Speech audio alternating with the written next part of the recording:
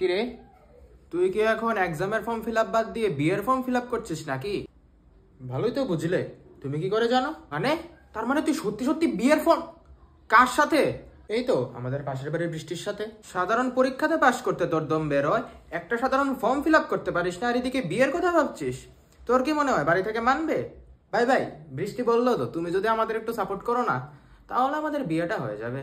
কি রে, কিসের কথা রে হচ্ছে এইখানে? মা জানো ভাইজানি কার সাথে প্রেম করছে? কি প্রেম?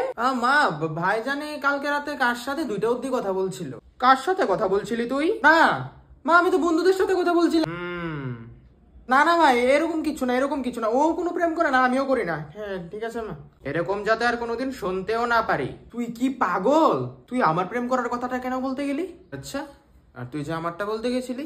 আচ্ছা ঠিক আছে, শোন, আজকে থেকে একটা ডিল করছি, তুই আমারটা বলবি না, আমিও তোরটা বলবো না, ওকে?